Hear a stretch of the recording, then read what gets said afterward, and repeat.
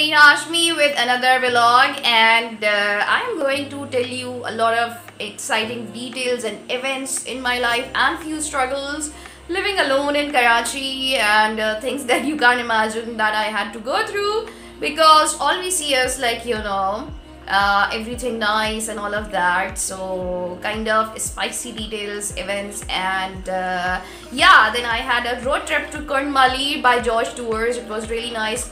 I did it on Valentine's Day, and I'm working on my height phobia, and I climbed hiking and mountains and everything. Let me show you. So here is just one clip of my trip because I prefer to enjoy more. Rest you can find on my Instagram. So here's one.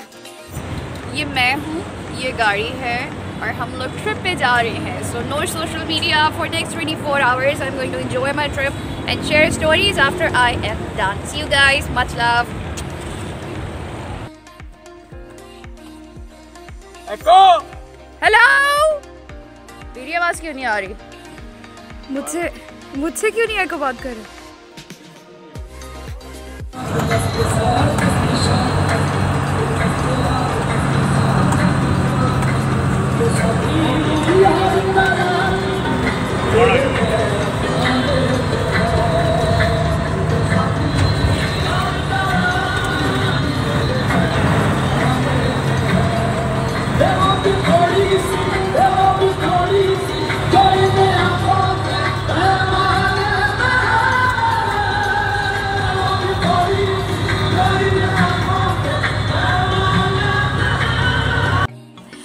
Yeah, that trip was nice, and all these trips when I have to think, so I just get out, and it's a good promising start of 2021. In January I curated a project with the culture department. You must have seen these videos on my channel. That's work. So otherwise I do share daily vlogs on my Instagram. You can follow that and see how my day goes and how do I do and what do I do, and wake up at 6 a.m. You can see my wellness routine and the things that I do for my mental illness of PTSD and developmental trauma. So I have accepted myself that I have this struggle after years of denial and fighting and being angry, and I've accepted myself for that, and I'm learning to live with it, and I'm learning to communicate it with other people as well, because we can't do everything alone. You need support. I'm taking professional help as well. I've been in counseling. It's like, the chemical imbalances, the muscle memory, and all of that I've talked about. You can Google it. All these details are there. So depression and anxiety and all of that. So it's very legit. As I have mentioned in the other vlogs as well. So why don't you go and Google to those people who don't understand. But then here I'm talking about something that I get a lot, being lucky, or when you are asked to kill your wife. Mostly women who are working women, super women, and housewives as well. I have seen mothers dealing with household stuff, domestic work, children, managing husbands, in-laws, social networks. They're entrepreneurs also. They work a lot and all of that. And there's this thing I have noticed in some people, that they have a hard time appreciating others. You are good, so I am good. I am a good curator, and there's nothing to brag about. You need to be proud of yourself and just accept it. And if you just appreciate these things about someone else, then there's no harm. It just shows your secure part. So for example, I cook, and I cook it as a hobby, and if I just mention and people goes, okay, I don't cook, I don't like to cook, and I'm not good at. Why are you being ashamed of yourself? I am really bad at sports. Let me tell you things that I'm really bad at. I suck at sports. I can cheer people, or I can clap and buck up and things like that, but then I cannot play anything. I'm bad with board games. I lose terribly. I play chess, I lose terribly, but I still do it baghairton ki tarah, because everything is not a competition in life. And if you're good at a lot of things, nobody is good at everything. We are not God. We are good at few things. I am really bad at remembering lyrics. I don't remember names of people. I am bad maths. And when I do accounts for my work and projects, I use Google to do percentage formula. And you know, when we are not good at few things, there is no harm in it. And it's just, you're human. It's a very humanly thing to do.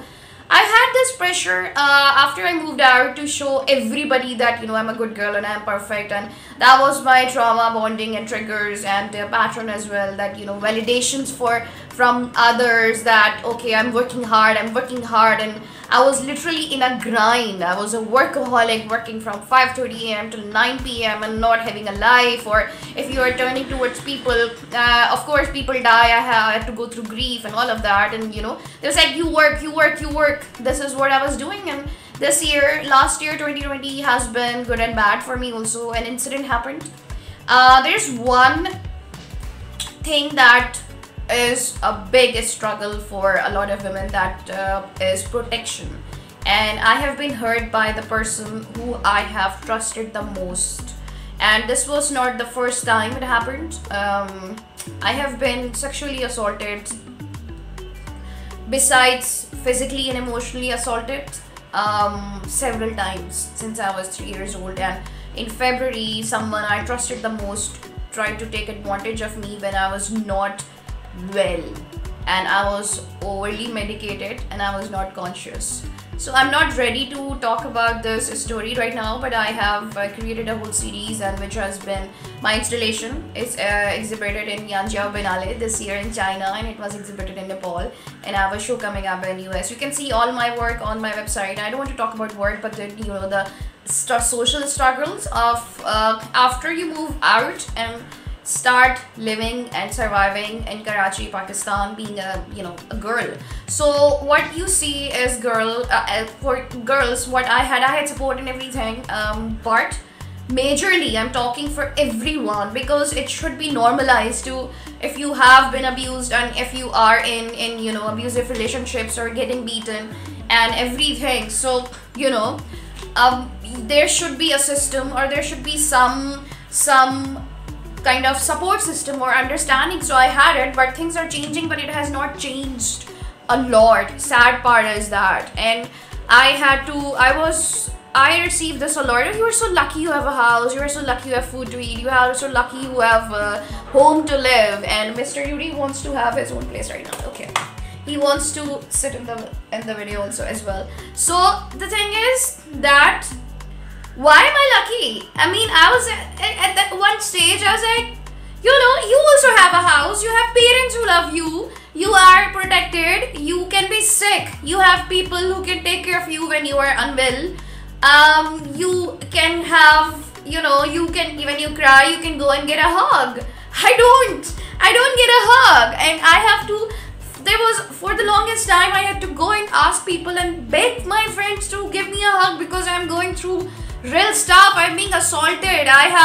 Someone died, and you know, it was not easy for me to comprehend, and I was given this line of, we are all alone, people with husbands and families, and these people were saying this to me, that okay, we are all alone. And I know, Avia, I am alone. I mean, you know, you were telling me this, who would know better than me? And there are so many girls out there who don't talk about these details, because they are put in you know, in a box of shame, that okay, it's such a bad thing, we have to be perfect, we have to have no flaws, or oh, we are divorced, don't talk about divorce, or you know, people will say this or that. In my case, I was doing the same thing. I was playing the same game of, you know, being perfect, and when I'm doing a lot, then you are too much, or you know, people would go, oh, you are so lucky. Recently someone said, you are so lucky you wake up at 6 a.m. and you have such a nice routine. And I said, you also get up and be lucky at 6 a.m. and go out for a walk. I mean, I have to do a lot. I have to cover a lot. That's why I have this routine. I have to work a lot.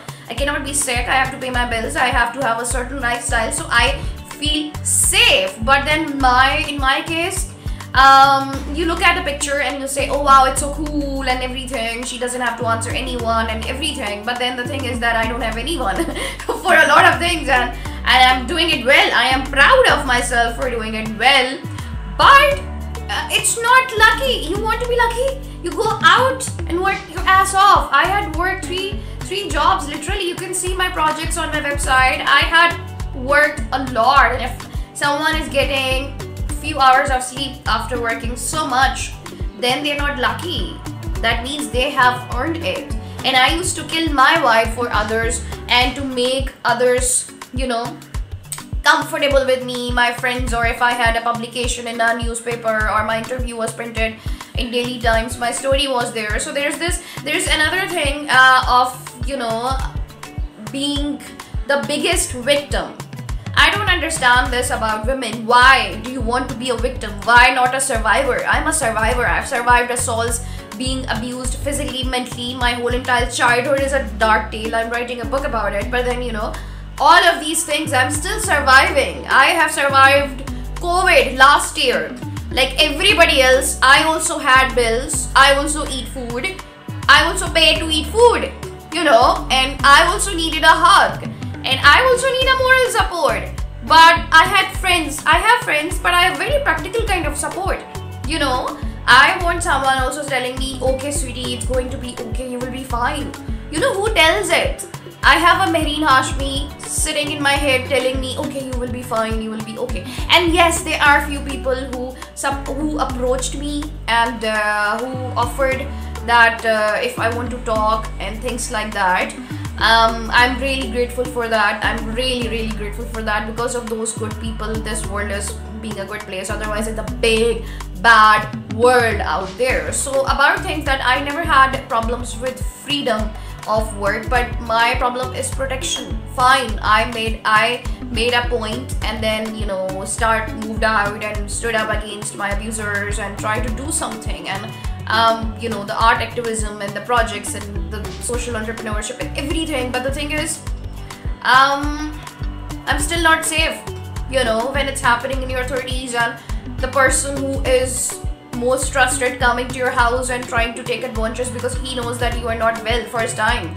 And he also knew that कि अगर इसको तो मतलब ये तो हमें उठा के बाहर फेंक देना, she's that badass. And then they are trying to hit an attack when you are not able to protect yourself. So I think things are not changing, or if they're changing, they have not changed enough for me or any other woman out there who is trying to have our own life. If we still have to fight for our protection, it all looks, you know, everything is so sweet and nice and cool and looks good, but the struggles are there. And no unsolicited advice ke have this or ghar kareeb le lo or blah blah blah. This is my life. This was the only option I had, and people keep on saying, oh, you're so brave or you are strong, and because there's no other option. What else am I supposed to do? Leave the country and have a nice life? I mean, the way people are having it, and you know, but there will be no substance in this life and there will be nothing. I think I will just work, pay bills and die. I believe strongly that women who have done things for us, suffragette movement, women who can own property, we were not even allowed to go to universities, women. Now I am sitting here talking about my life. There were so many women who stood up for their rights, and because of those women, we are able to go forward. And maybe for next generation, women would be able to move out when they're abused, beaten, assaulted, physically abused, everything. And if just want to say that, you know, I want to live a life of my own, so they would be able to do it without hesitation, and people will accept it. So there is acceptance has started, but it's very slow. It needs to be just normal that okay, I'm an adult person, I'm a woman, I pay my bills, I'm an entrepreneur, and I can make my own decisions. I can choose this is right and this is wrong, and this should be normal. I don't want to be seen as just a girl, a young girl who cannot be a decision maker. A young girl in 30s, it's an adult. It's like if I was a man in my shoes, it would be different for him. He wouldn't be having any protection problem or any. Men also get assaulted and abused and everything, and you know, I'm not saying that, but generally speaking, this is the whole taboo thing here, and that's why we need Aurat March. And I am going to Aurat March on Monday, and If you are there, let's meet there. Let's speak up for our rights.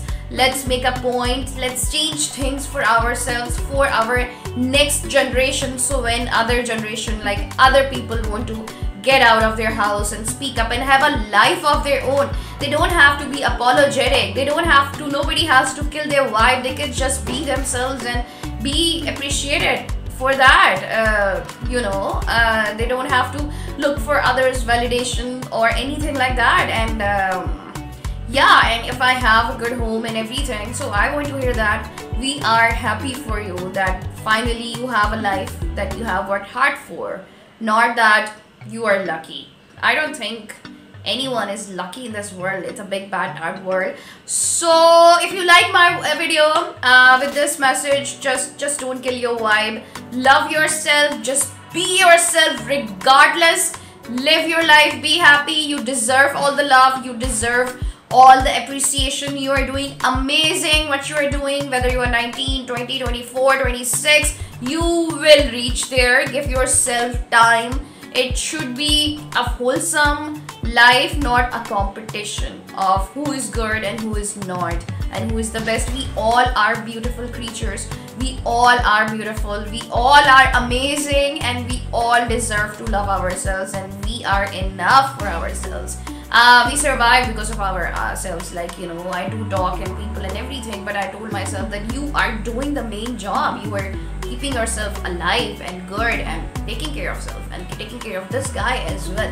So don't forget to subscribe. I have another main series about my work behind the art scene as a curator, and you can follow me on Instagram if you want to.